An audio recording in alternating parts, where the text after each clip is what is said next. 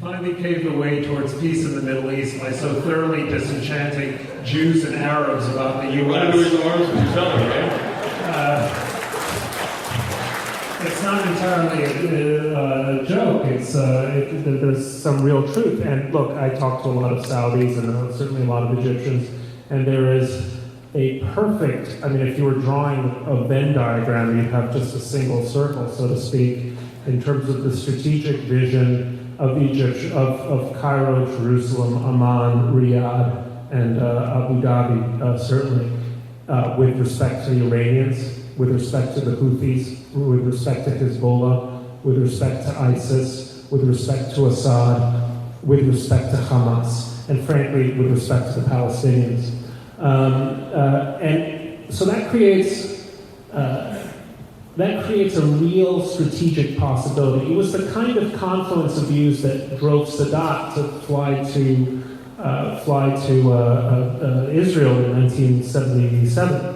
Now, whether the Arabs are prepared to act on that, I think is open to question. And of course, if you had intelligent leadership in Washington, they could help galvanize that. I'm not sure, I'm trying to be diplomatic, we have the most intelligent leadership that we need right now in Washington. But how would you, look, how could you do that? You know, you could say, we are going to have an agreement in principle on the Arab Peace Initiative of 2002, and then leave the implementation of it for God knows when. And in the meantime, let's get some business done together. And that might be an approach. I'm skeptical because, after all, Saudi Arabia, despite my sense that strategically they see the world in some sense the way I do, let's not forget it's a horrible, despotic regime that lashes liberal bloggers and has espoused a Wahhabi vision of the world, which has ultimately been the incubator of Al-Qaeda, of ISIS, and all of the Sunni extremism that's exploding throughout the region. So can King Salman's regime, and more to the point, the crown prince and his son, can they overcome Saudi Arabia's internal ideological? Can they tamp down the venom and create a new open strategic condominium with the Israelis? They have to remember that the story of Sadat ends in October 1981 with the assassination of Sadat, and they're mindful of that. So it seems to me that there are a lot of areas in that I want to be sure that we cover, but there's one thing that I think is worth thinking about for a second. The Iran, ISIS, Syria, there's all these camps, and it feels very confused to people who's on what side of what, particularly when the administration doesn't really make it clear who we're with in this conflict per se. We then talk about helping the Iranians fight ISIS, and they talk about helping arming the Lebanese army. I mean, who's what? ISIS. It seems to me there are three camps in the region. You've got the Iran, Assad, Hezbollah axis. Okay, and add the Houthis. Very good, exactly. Add the Houthis in there. You've got and that's the Shiites. Then you've got the Sunni, Shiite extremists, the Sunni extremists. And that's, Al-Qaeda, ISIS, the Muslim Brotherhood, Hamas, and their patrons, which are Qatar and Turkey. And then you have the other part of the region, which is Jordan, Egypt, Saudi, Bahrain, Kuwait, Israel. These are the states that, at least since 9/11, have been fighting terrorism with us. They've seen Al-Qaeda as a threat to their regimes. As the Arab Spring broke out, they looked at Egypt and they thought, no, we don't want the Muslim Brotherhood there. That's not good for us. We want, the other guy. And it was Qatar that funded the other thing. So you've got these three pieces of the region that are divided. It would seem to me to be rather intuitive, given that that Qatar and Turkey are supporting ISIS and supporting Hamas and supporting these terrorist groups, that the White House would look at this and say, okay, well, the best solution here would be to build up the moderate wing of the region and have them be a force for stability across the region. Let's build these guys up and push back the forces of extremism. But in fact, that's not what the administration has chosen to do. In fact, the nuclear negotiations are a subset of a broader effort in which they're seeking to put Iran in a position of being a stabilizing force in the Middle East. And the president has said this in various ways. He said, in an interview with NPR, Iran can be a very successful regional power. Wonder what that means, eh? He said that, that we should balance the Sunnis and the Shiites together and everything. What is it that the administration is doing? Why? Why on earth would they be seeking to, in a meeting, there's one last thing on this point, in a meeting with someone I know who's a part of the Syrian anti-Assad resistance, and I mean the real part that's fighting Assad, unlike ISIS, which does not fight Assad. He's in a meeting with the State Department about a year ago. They asked him, what can we do to convince you and your friends in the Free Syrian Army that Iran should be the security guarantee in Syria after Assad? And he said, he paused and he told me, he said, inside my head is exploding. These are the people who are slaughtering my family. What are you talking about? He says to them, though, so remind me again, what's in this for us? And they say, well, under that scenario, Assad will only stay in power for 2 more years. So these are the policy planning folks. This is clearly what they're thinking. This is clearly where they're going. Why? Why are they choosing to try to build up in Iran that will clearly create another future of conflict with this Sunni moderate camp that's not going over, rather than siding with that Sunni moderate camp to push the extremists back in the region? Why? Look, for a long time, there's been this kind of kitchen table debate among critics of the administration. On one side, there are those who think the administration is ideologic, is driven by a worldview and an ideology. And on the other side, there are those who think the administration is just grossly incompetent and negligent. The truth is, both sides are right. And there's this kind of odd admixture between ideological perversity and amateur hour, John Kerry being amateur hour and the president being ideological perversity, or some mixture of the two that kind of explains it. I mean, you cannot look at President Obama's pronouncements on various Middle Eastern issues. Let me think. Al-Qaeda is on a path to defeat. ISIS is the JV team of international terror. Yemen is the shining example of a successful counter-terrorism strategy. We've turned Iraq into a model state. Just kind of, Iran has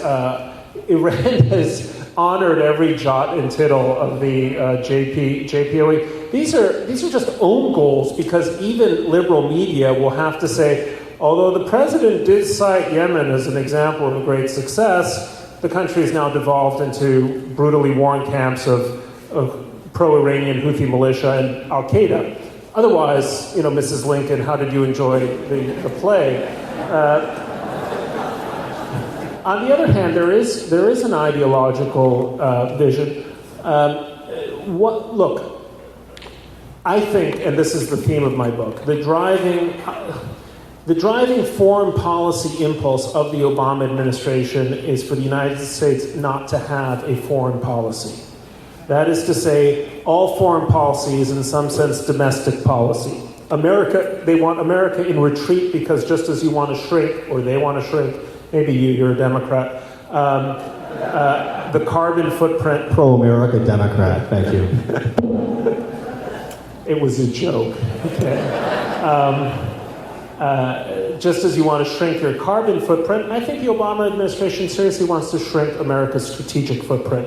We're too out there, we're overbearing. Whenever we get involved, we make things worse. We want, as the president says, nation building at home.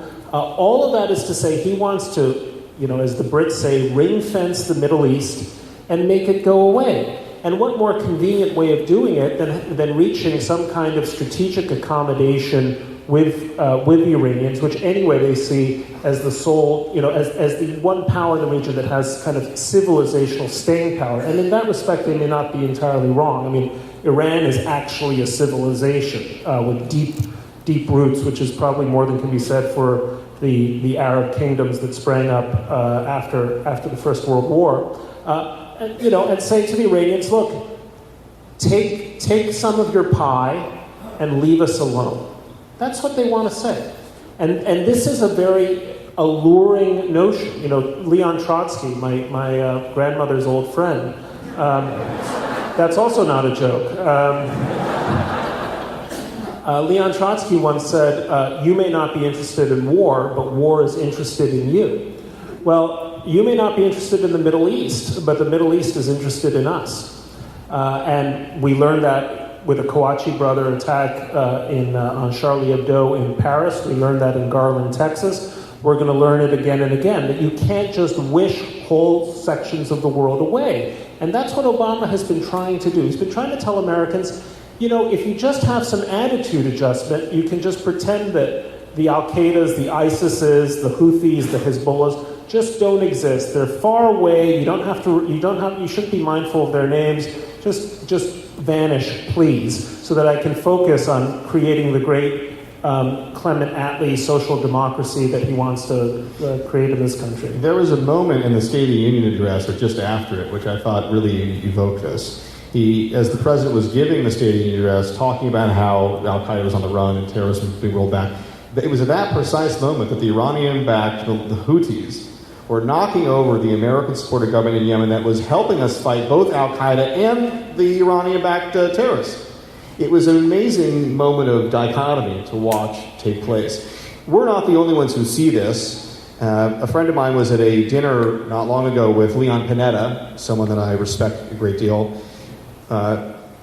who said that the president's foreign policy is, and this is a quote, divorced from reality.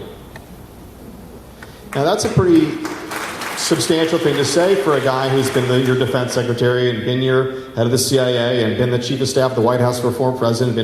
He knows what he's talking about. That's a pretty stark thing to say. At another dinner in Las Vegas a couple of weeks later, he actually said the president was in over his head so far as, and this is not the exact quote, but he used the word incompetent or incompetence. Again, a pretty stunning thing to say. How do you explain the situation with regard to ISIS at the moment? Last summer, ISIS sort of appeared in a way that, at least to some, the JV team rose up. There was a lot of consternation we would hear in Washington particularly from military folks, the flag officers, who felt like they were being told to go fight this. We're going to go fight this ISIS, but then they were not being given any of the tools to do this. In fact, it was, I think, Chairman of the Joint Chiefs of Staff, Martin Dempsey, who said this publicly. What is the administration's approach to fighting ISIS, or are they not? Do they think, what are they doing? When I because of the book schedule, even though my book was published in November, I submitted the final manuscript in June, and the last detail I was able to include in the manuscript was that a group that I described as Al-Qaeda in Iraq had seized Mosul. So the term ISIS doesn't actually appear in my book, even though I write about how bad the conditions were becoming in Iraq. I'd like to say, given that the title of my book is The Coming Global Disorder, I'd like to say that even if it's not up to date, it explains and predicted what is happening now, which is why you should immediately go out and buy it. But one of the things that what I find most striking is the accelerating pace of events, the pace of disaster. The fall of Yemen, the fall of Mosul was, by the way, that was June 9th, 2014. So not even a year ago that Mosul fell. Since then, ISIS has reached a point where it controls territories larger than the United Kingdom. Larger than the United Kingdom. That's not a trivial parcel of land. It also controls money, right? We're talking about a wealthy group. Just last week, it was the fall of Ramadi. Then it was the fall of Palmyra. Now it looks like ISIS is increasingly winning against the Assad regime and is taking Idlib. The Free Syrian Army has collapsed.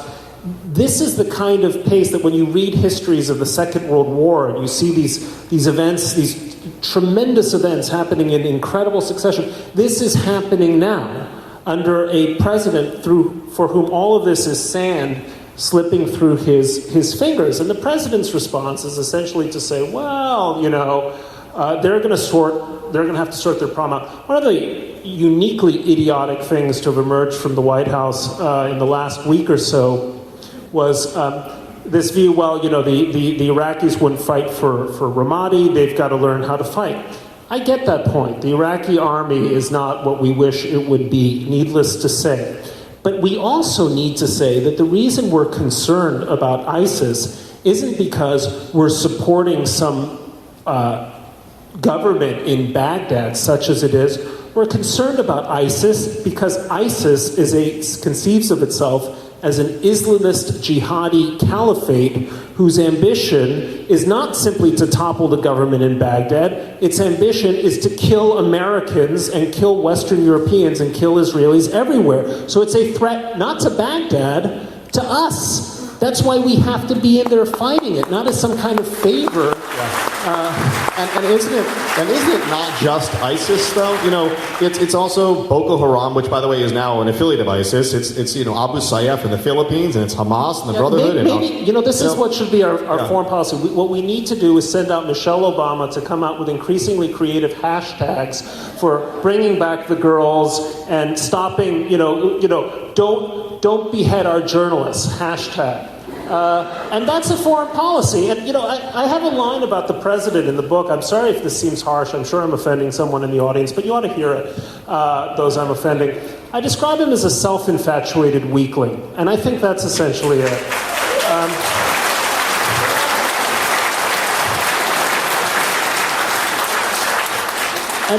And I'm sorry to be saying this because I'm also an American patriot and I don't want to see the United States humiliated. And I don't say this for partisan reasons. I want, when President Clinton, to his infinite credit, took the war against Slobodan Milosevic and fought for Kosovo, the Wall Street Journal's editorial page, which was slamming him on impeachment and all the Whitewater stuff, was the first to cheer the president and scold people like Tom DeLay, who were the isolationists of the 1990s. We want America's success. We are now in a situation where this country is in a foreign policy freefall.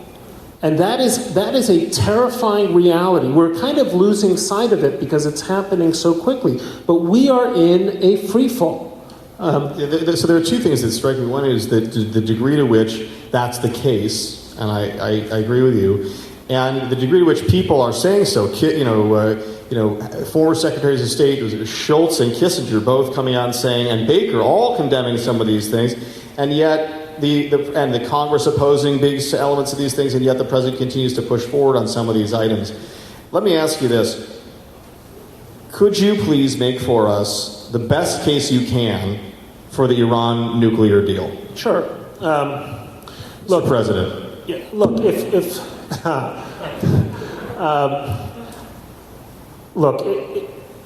I imagine a moment where the president gets on TV and says something like this: "My fellow Americans, it's time to level with you. This whole business about Iran must not be allowed to get a nuclear weapon was pure hogwash." Now, I had to say it because I was trying to bluff. I had to say it because former American presidents, President Bush, President Clinton, had said this. I'd made political promises. But the truth of the matter, my fellow Americans, is that we can't stop Iran from getting a bomb. Or, if I should speak a little more precisely, none of us seriously want to pay the high price we would have to pay to prevent a regime as determined as Iran's is from getting a bomb. So what can we do? We can either allow, so what are the options? Well, we can either allow this diplomacy to fail, in which case the Iranians will go back to enriching a great deal of uranium, reconstituting their plutonium program, and they'll get a bomb very quickly. Or we can persuade them through this deal, through the inducements of immediate sanctions relief, to postpone that moment for, let's say, a decade. Now, in a decade, the Ayatollah Khamenei will die, and new leadership, I hope, will emerge in Iran. Rouhani seems like a sensible man.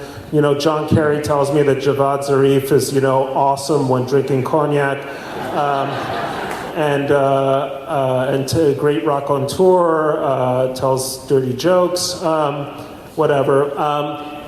But a new leadership will emerge in Iran, and we will suddenly find ourselves in a new relationship. Just remember that Henry Kissinger, when he opened China in 1971, Richard Nixon, they weren't dealing with Deng Xiaoping, they were dealing with Mao Zedong. But they could already see that phase of the regime was over.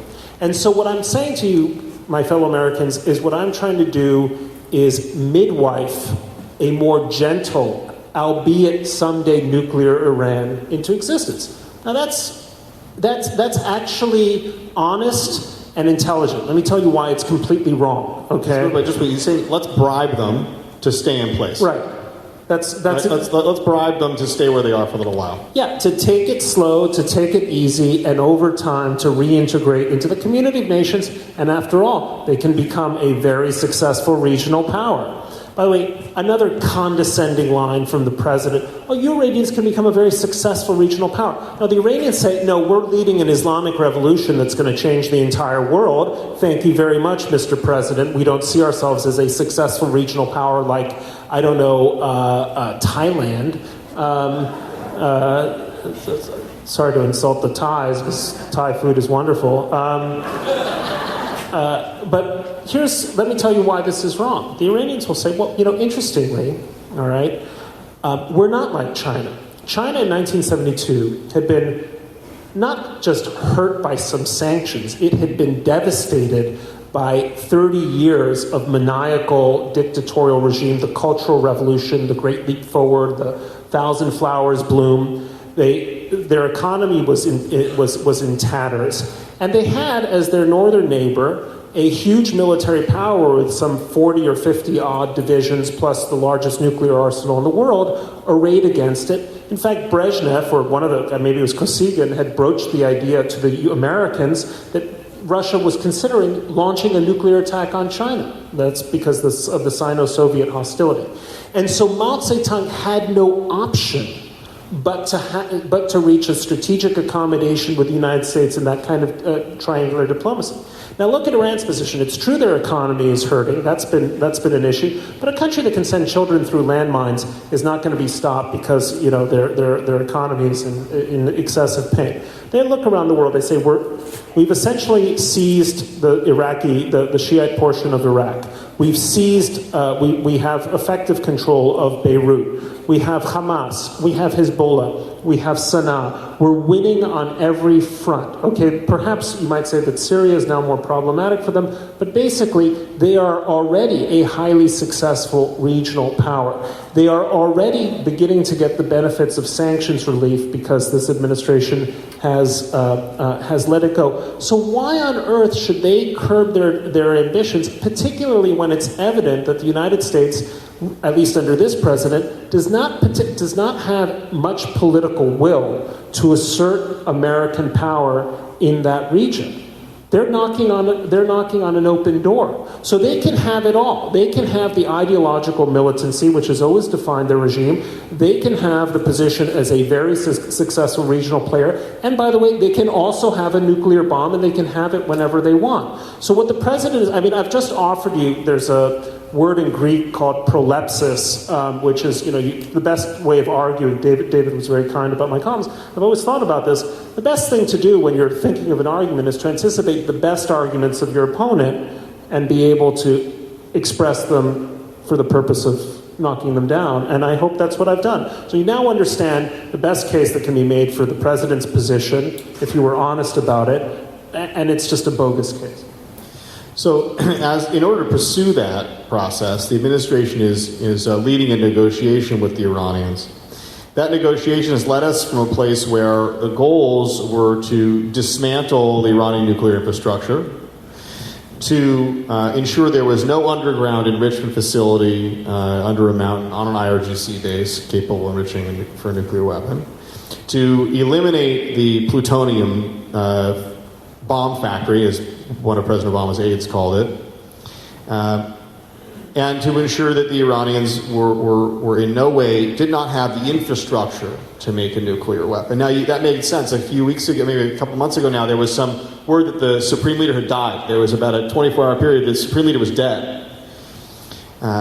It made me wonder, who's going to take over this country? Is the IRGC going to take over? Who's going to take over? And the Guardian Council had an election for the person to succeed to choose who would succeed the Supreme Leader. On one side was Rafsanjani, one-bomb Rafsanjani, I call him. If you remember, he said, the Islamic world, Iran is vast. We could take a nuclear strike. Israel is small. One nuclear strike on the Zionist entity, it's gone for good. So this is the guy on one side standing to pick, and he's the moderate, quote unquote. And then there's the other guy. It's the other guy who won, the terribly crazy guy, won 2-1 against it. What is the prospect that in 10 years, Iran is going to be Japan? I mean, the fundamental premise of what you were suggesting is, let's bribe them to stay in place for 10 years, because in 10 years, it'll be okay. Something different. Japan's one turn of the screw. It'll be all right. Is that even a remote prospect?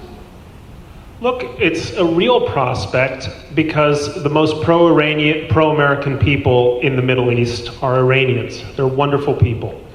Wonderful, talented, creative, civilized people who, as we all witnessed in 2009, are bridling under the despotism that Barack Obama is legitimizing through his diplomacy, bringing in from the cold. And that's part of the tragedy, the broader human tragedy of this diplomacy.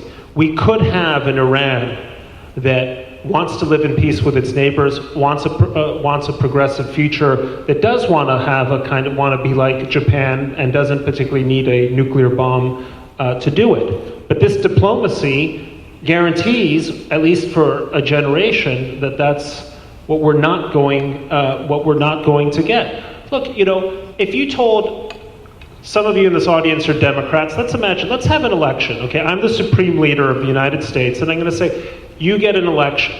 Your choices are, number 1, Ted Cruz, number 2, Rick Santorum, number 3, Mike Huckabee, and number 4, Denny Hastert. Please choose. And then you choose, I don't know, Mike Huckabee, and you say, the moderate one, because that Ted Cruz guy was just out to lunch, this is what the Obama administration is presenting to us as the legitimate, somehow a politically legitimate entity.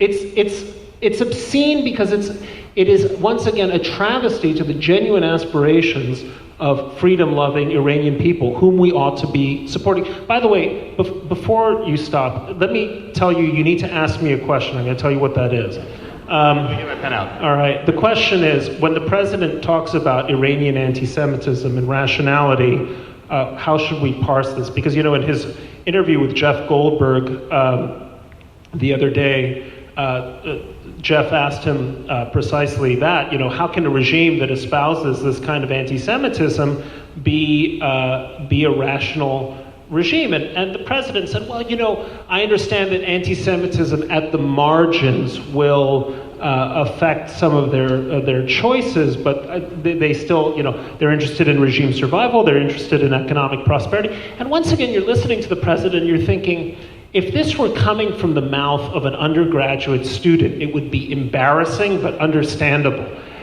But this guy's the president, and he's saying this stuff.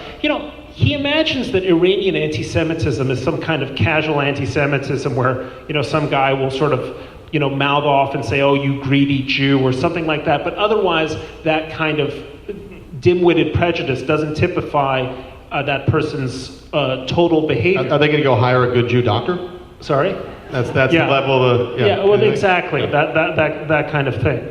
All right? This is a regime that has a millenarian, apocalyptic, diabolical vision of Jews, right? In which Zionists, Israelis, Jews are at the beating heart of every conspiracy against Iran, against Muslims. Now, I know you're never supposed to say this, but this is precisely the kind of a raging genocidal anti-Semitism that described the Nazi regime.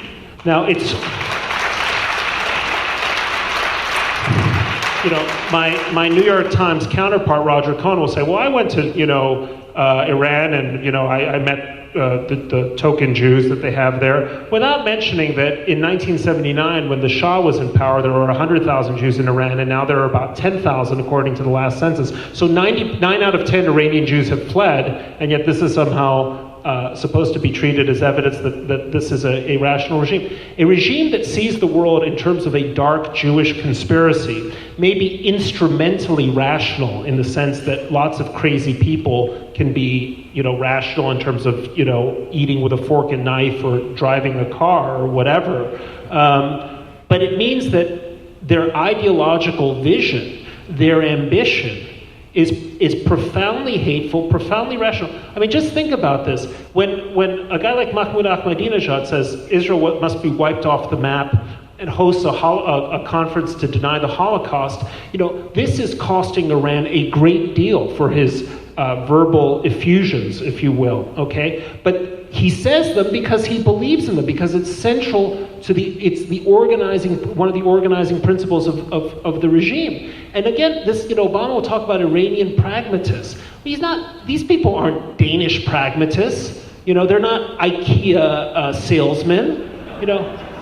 They're pragmatic. They're not pragmatic. They're opportunistic, and they're prepared to use a certain kind of wily cunning in the service of a vision, which is a terrifying one. I find it stunning, that an architect with dubious aesthetic vision, but they were still Nazis, right? Your membership in the party already meant that you had crossed not only the Rubicon, you'd crossed about 5 Rubicons to get to that place.